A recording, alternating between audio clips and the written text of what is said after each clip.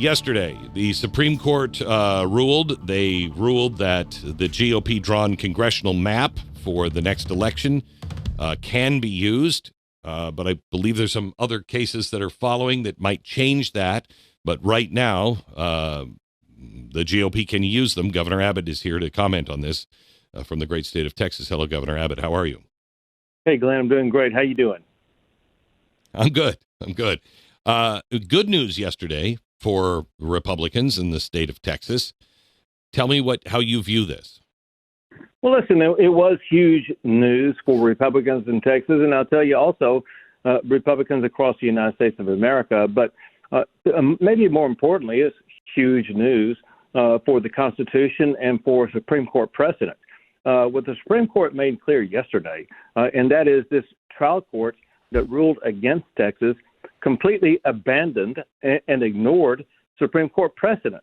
The Supreme Court made clear that the trial court was wrong on the facts, wrong on the law, and this was maybe the worst beatdown of a lower court decision that I've ever seen imposed by the United States Supreme Court. So this is total vindication for the state of Texas, for the legislature, for what all of us did in drawing these maps. These maps were drawn for two reasons. One, to make sure that they fully complied with the United States Constitution and with Supreme Court precedents. But second, and very importantly here, what's allowed is to ensure that we are able to draw maps that truly represent the values of the people of our state. Our state, like some other states, have had districts, congressional districts, hijacked by far progressive leftists that don't represent our state values. We're able to redraw those lines in ways for political reasons to ensure we're going to have representation that truly represents the values of our state. And as a result, we should be picking up 5 more Republican seats in the state of Texas, in the United States Congress. Governor, is this the end of these challenges? Do we think that this is locked in now, or is there still more to come? Well, there will be more to come in the sense that the United States Supreme Court will have briefing on this issue and then a full final decision. But if you look into what the opinion said, they allowed us to move forward with our elections on the maps that we passed this summer, based upon their conclusion that the state of Texas is likely to win upon further briefing, upon further decision-making by the Supreme Court. This was a preliminary stage decision, so we couldn't say it definitively, but they could articulate, based upon everything that they had seen from the lower court decision and based upon U.S. Supreme Court precedent, that Texas was going to win. And, one thing that's very important here, and that is it was just last year that the United States Supreme Court issued a decision on redistricting that was the guidepost for how this case was supposed to be decided by the lower court. And the lower court completely abandoned that United States Supreme Court precedent, and the Supreme Court beat down the lower court for violating that precedent for reasons which no one can understand. The lower court just went off on its own, and it seemed like it wanted to dictate an outcome and wrote a decision to achieve a dictated outcome without applying the law, without applying the facts. How are we going to get these lower courts under control? Listen, you raised a very important issue because we got problems with lower courts in redistricting. We got problems with lower courts in so many of these other areas. You see, especially leftist courts across the country, they're doing things like saying that the president cannot deploy the National Guard. Listen, the president is fully authorized by the United States Constitution and by federal laws to be able to deploy the National Guard for the purpose of protecting federal employees like ICE. Whenever and however the president decides to do it. And some of these rulings in that regard, in other ways, we have lower federal district courts that are abandoning the Constitution, abandoning their obligation to follow the laws. And it's a real problem. So a couple of days ago, you sent a letter to Secretary Bessent about suspending CAIR's tax-exempt status. Can you talk a little bit about that? Sure. So the letter that I sent to Secretary Bessent, it was a request to deny CAIR, and for your listeners, CAIR stands for Council on American Islamic Relations. And the letter requesting that they be denied their 501c3 status is based upon an earlier document that I issued, which is a proclamation that CAIR is a foreign terrorist organization. And Glenn, let me just connect a couple of dots here that will show why we are making this allegation. For one, for decades, CAIR has been intertwined with terrorism. And there are three organizations that operate in a shadow way in collaboration with each other. So if you would, follow along as I connect a couple of dots. Hamas is a designated foreign terror organization by the United States of America. Hamas is a branch of the Muslim Brotherhood in Gaza. Trump, as you probably know, is considering naming the Muslim Brotherhood a foreign terrorist organization. And then federal documents connect CAIR with the Muslim Brotherhood. And as we have articulated, CAIR has historic connections to terrorism. A founder of the Texas branch of CAIR was convicted by a jury in Dallas for providing financing for terrorism. And then more recently, just last month, an illegal immigrant from Jordan in the Dallas-Fort Worth area was ordered to be deported. And the deportation order required a finding that he actually provided material support for terrorism. And then after that, last month, CAIR vocally fought to keep this material supporter of terrorism in the state of Texas, and they even called him a pillar of the community. Here's the bottom line.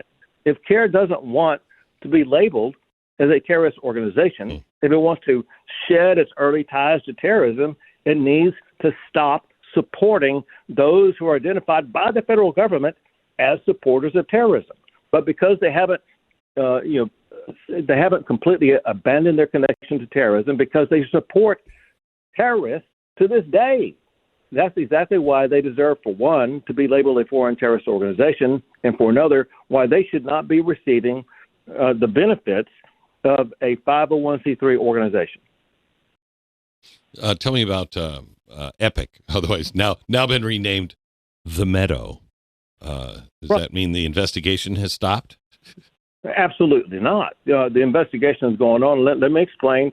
For one, EPIC, as you know, is this compound that was put together by an Islamic organization in the Collin County area. It was a massive compound, and it was structured in a way that it would be a Muslim-only community, which directly violates Texas law.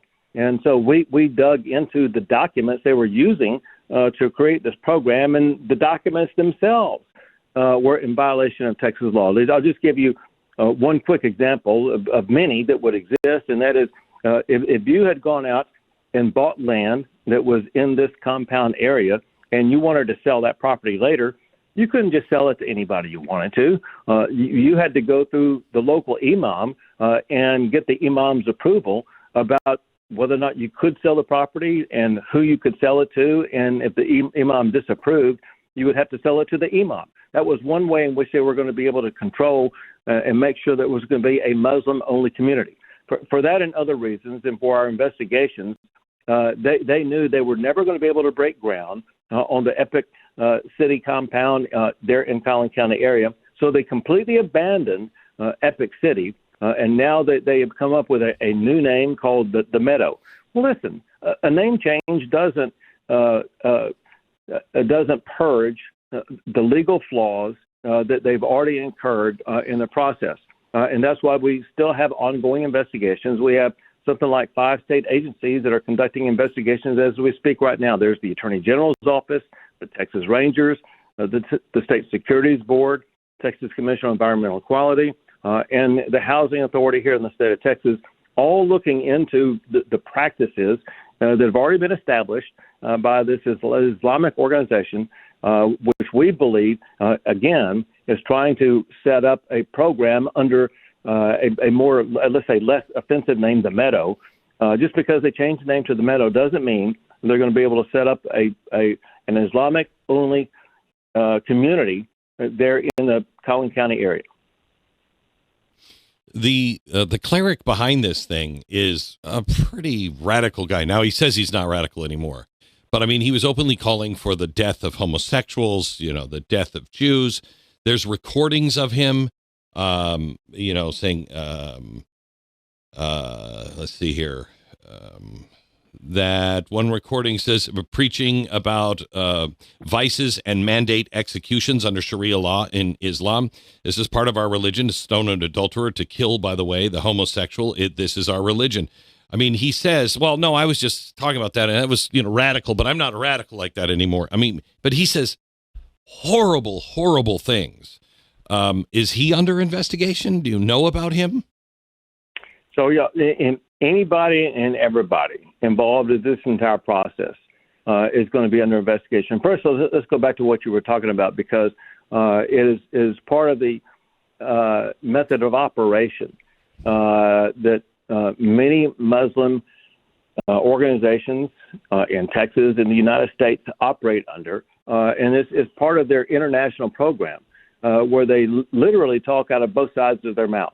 They have these intents, like what you were talking about, to impose Sharia law, Sharia standards, while at the same time, CAIR comes out saying, well, we're just a civil rights organization trying to back all Americans, which is hogwash.